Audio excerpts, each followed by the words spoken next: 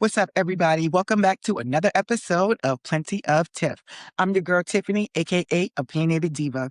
I hope you all had an amazing week and that your weekend is filled with summertime, sun, and fun.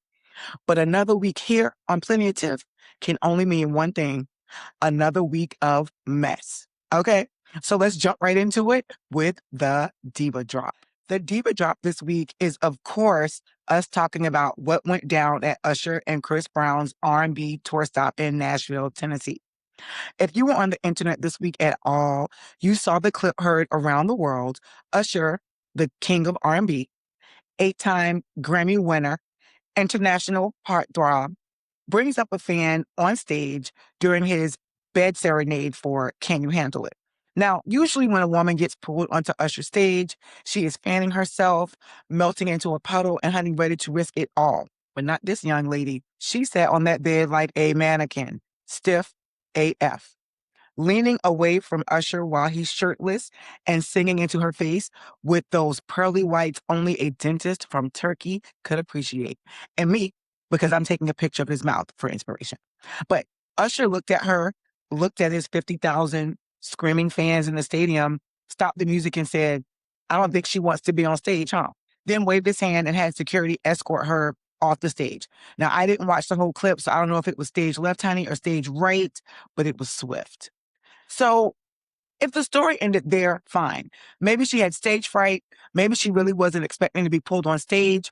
Or maybe she was there for Chris Brown only, which I think is what she's been quoted as saying, right? But also, girl, if it was not confirmed who you would be on stage with, I'm sure a polite decline would have been cool with the production team, and the next woman would have been ready to risk it all. Okay? So I have many thoughts on that and how it could have been avoided, but I'll just leave that there.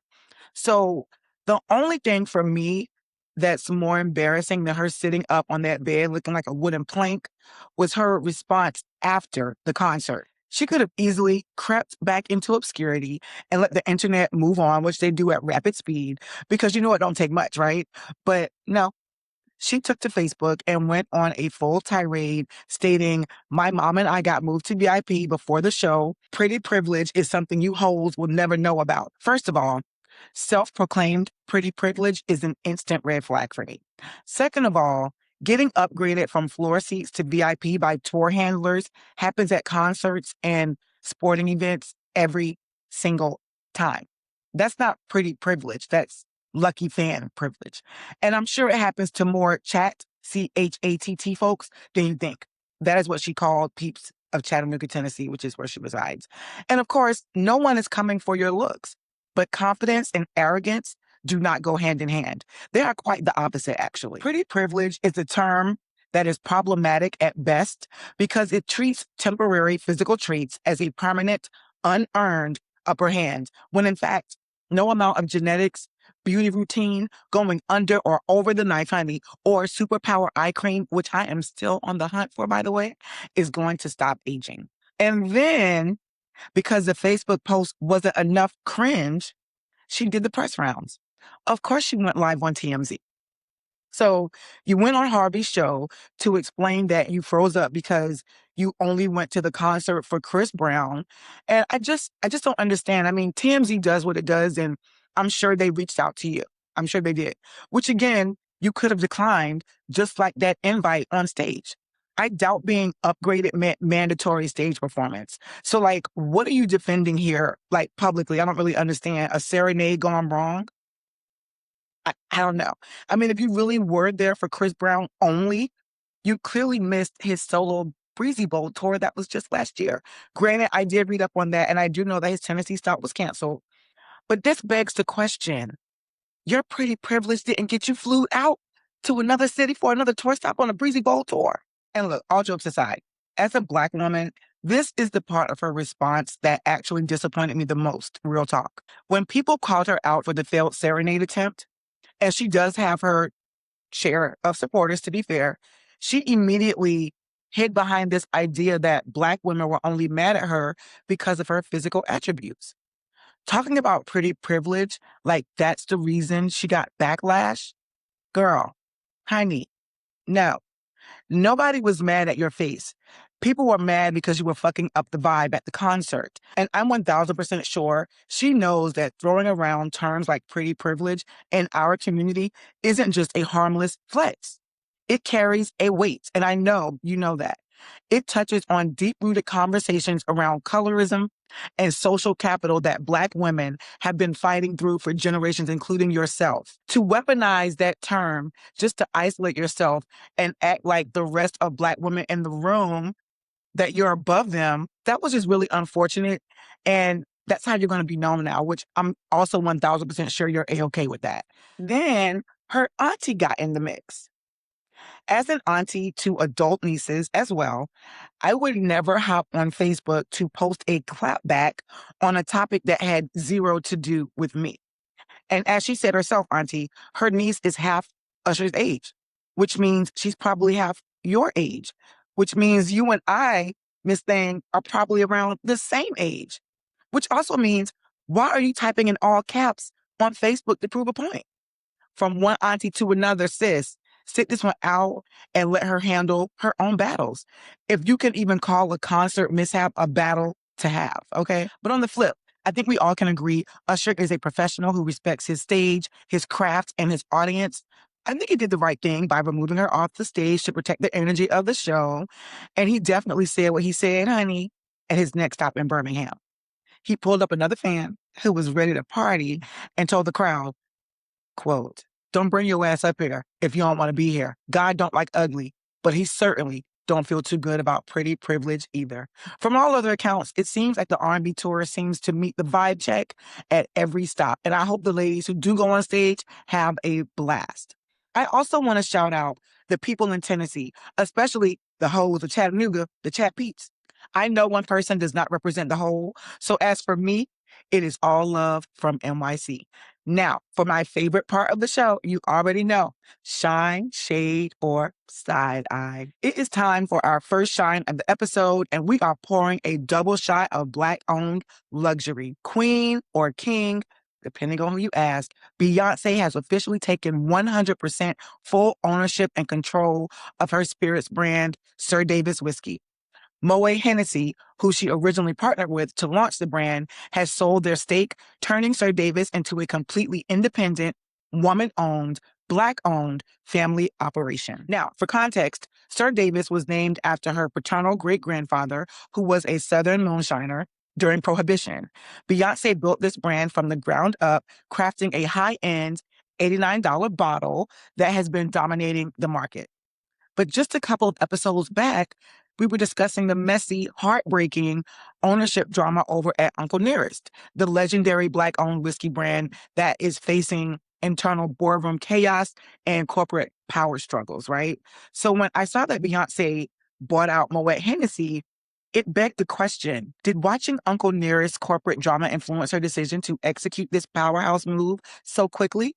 I literally haven't heard any rumblings about it at all. Like, there was no mention like maybe someone's going to be selling or things are happening over at SirDavis. So it really was a surprising, I mean, not so surprising announcement. Major shine to Beyonce for knowing her worth, protecting her family legacy, and showing us real lady boss moves.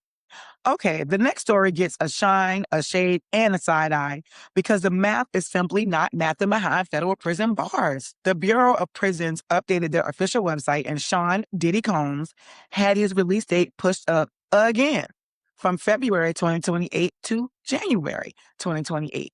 Now, a shine for Diddy and Diddy only, because getting time chopped off a federal sentence is always a win for the inmate only. But here is where the shade and the side eye come rolling in. This early release update came out days after Diddy was placed in solitary confinement following a physical prison brawl at Fort Dix.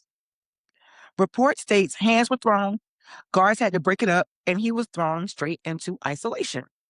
So how do you get tossed in a solitary for fighting and come out with a reduced prison sentence? Are we rewarding bad behavior now? All the shade because how sway? Now, to be fair and drop some facts, prison experts suspect the date adjustment was already processing in the system because he entered an inmate drug rehab program. But either way, the timing is breezy, right? It remains to be seen if the Bureau of Prisons is going to alter that date once again after the disciplinary review for the fight officially processes and pans its way out. And the shade, I mean, what the hell is happening? The shade of it all, because I know Diddy's situation got some inmates tight, that their prison sentence is solid as a rock with no chance of changing. Okay? So shine, shade, and side, honey, all of it, all three, all at once, okay? Next up, I just talked about this story last week, literally, and gave a side eye to Minnesota Timberwolves' Anthony Edwards. But there have been some developments. And I have to give an identical twin side eye to Ayesha Howard, NBA star Anthony Edwards' baby mama, who just released a social media statement after a Georgia judge ordered Edwards to pay $3,222 a month in temporary child support. Instead of just taking her court ruling and appealing, as I think it is implied that is what her and her legal team intend to do, she delivered a statement, to me, turned op-ed, citing U.S. Census Bureau stats about absent fathers to support her argument of how the community, the Black community, feeds into this negativity surrounding Black families. So here are my questions/thoughts. And I'm being very serious here. What narrative were you feeding into when you laid down with the man who was clearly in a public relationship, a toxic one, but a relationship no less? EYE, know you and your homegirls and homeboys run in celebrity and athletic circles. You had to know what the rumors were surrounding his trash behavior. And I'm not policing anybody's wound because honey, it's hot girl summer for everybody. But making the determination that your child is going to be fatherless before the baby is even growing up is a warped way of thinking, in my opinion. Sure, their biological father is not going to be in their life, but I think we all can agree there are countless men in this world, and I'm sure in your life, who are going to step up and fill that void, not replace it. Your child will feel a sense of loss and a void that cannot be filled. But that is a reality, and I can only hope that you prepare them now rather than waiting for it to hit later, right? Through nurturing, maybe even therapy early on. I don't know, but anything to make the best out of a shitty baby daddy situation. And this is coming from a woman with no kids, but ironically knows more than my share of trash ass baby daddies who give zero support. I always reference Iyanla because I love her. But like I say, I am no Iyanla. However, from one woman to another sister, your focus should strictly be on filling your child's life with love and praying that you find a real partner who will be a father to that baby. Because Anthony Edwards has made it clear he does not want to be one to yours. And I'm saying that with love, and I'm confident that you're going to do just that. I absolutely, literally love babies, and they don't deserve the world that we give them. So we just have to do the best with what we got. And right now, Ayesha, you got 3,220 more ways a month to do just that, unlike many baby mamas who get zero support. So using a U.S. Census Bureau stat to justify making a baby with a known fuckboy is not it. What's done is done, including your statement that you published, but you also said you want privacy. If it is privacy that you seek, I hope you keep any other future social media essays in your drafts and then delete. Okay, this next story gets shade and side-eye directed at a literal man of God. Former Florida pastor Scott Winters is officially suing OpenAI and CEO Sam Altman in court. For why? Because he claims ChatGPT gave him dangerous medical advice, telling him his severe symptoms were minor and that God did not design your body to endlessly fail, which led him to ignoring his family and church family's pleas and landed him in intensive care with a pulmonary embolism. According to the lawsuit, when church members begged him to go to the hospital, ChatGPT told him that those church members simply don't understand. Pastor, I have so many questions and thoughts. First of all, aren't you taught to trust in the Lord and use the brain that the good Lord gave you? Since when did ChatGPT die twice for your sins? Did Jesus whisper in your ear and say, consult the language model, my son? You couldn't put that same spiritual faith into your medical team or the congregation of the people screaming at you to go to the ER? You let a computer algorithm gaslight you out of medical care? OpenAI explicitly puts disclaimers on their app saying it is not a doctor. I'm throwing a shade at OpenAI for their AI hallucinations, honey, and they do be trying it. But a huge side eye to this pastor, like, honestly, what prompts were you giving this thing to spit out these type of responses? I hope that you understand that the defense team is coming for your computer history, honey, all the way up in it. So I pray, and not the ChatGPT, that you don't have any nefarious searches up on your devices. Pastor, put down the AI, open the scriptures, and go see a real doctor. Okay? Speaking of the Lord, honey, let's lift the energy up because the shine goes to the gospel community for making history. Relevate Entertainment and Icon Presents just announced Legends of Gospel Vegas residency at the theater at Virgins Hotels, Las Vegas. This is the first permanent gospel residency on the Las Vegas Strip, honey, launching this October with, you ready? The Clark sisters, Fred Hammond, Dietrich Haddon. Honey, break into a praise dance if you must. Now, look, I do have mixed thoughts about bringing praise and worship to the city of gambling and late night decisions. But to quote the wise Suge Avery in The Color Purple, sinners have soul too. Can I get an amen? Honestly, Vegas needs the Holy Ghost more than anywhere else on earth. Bringing gospel legends to Sin City, I think, might be on to something, right? So shine on, bring that heavenly power to Vegas, baby, okay? I want to say good luck, but instead, I'll say God bless. To wrap up this segment, I am giving a New York shine to Governor Kathy Hochul and a shine to Maryland Governor Wes Moore for stepping up for our HBCU students, okay? Recently, Howard University had to abruptly disenroll hundreds, I want to say upwards of 500, incoming students right before the fall semester due to housing and registration issues. It was shady at best.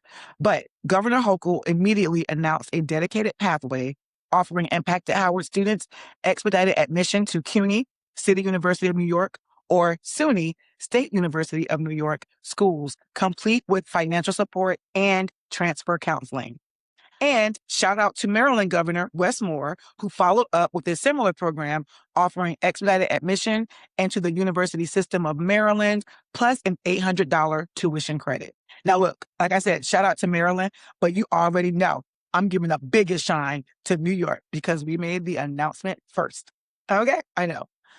That is so New York petty of me, but I don't care. Okay? These governors saw young Black scholars in distress and created immediate solutions to their educational dreams, okay? So they would not be derailed. And that is leadership, that is community, and that is a major shine to New York and Maryland. All right, we made it to the end of the show. It is time to read the room. And today the room looks like a failed geography exam. We're talking about the U.S. Department of State, a tax-funded institution that currently possesses the global spatial awareness of a lost toddler. Now, before I tell you what they did, let me set the scene so you understand the sheer magnitude of this failure, okay? Picture it. We are at the AIDS 2026 conference in Rio de Janeiro, Brazil. For context, this is not a casual weekend meetup. This is the International AIDS Conference, the largest, most prestigious global health gathering on the planet, hosted by the International AIDS Society out of Geneva, Switzerland. We are talking upwards of 20,000 global delegates. We're talking world leaders, diplomats, top scientists, activists, and health ministers from every corner of the globe. In host cities like Brazil, they don't just happen. You have to submit for your city competitive bids years in advance. So Rio had to guarantee strict human rights protections, venue capacity, and complete diplomatic freedom just to earn the right to host, okay? So the State Department had this conference on their calendar for years, okay? So here we are now, the superpower of the free world. Representing the United States is senior official Jeff Graham, head of PEPFAR, which is the President's Emergency Plan for AIDS Relief. So Jeff takes the stage in Rio to lay out Washington's funding strategy and health policy for the continent of Africa. He clicks to his slide deck, and up behind him pops a huge jumbotron of a map of Africa that can only be described as nonsense. Every single country was mislabeled or displaced. Follow me. They took Nigeria, a West African country with 500 miles of Atlantic Ocean coastline, and planted it in a landlocked nation in the middle of the Sahara Desert. They evicted Mozambique from its southeastern African location and moved it all the way to the Horn of Africa in the northeast. Ivory Coast? Oh, honey, it was teleported clear across to the opposite side of the continent. And Cameroon? Well, it was on the map Key Legend, but was literally nowhere on the graphic map itself.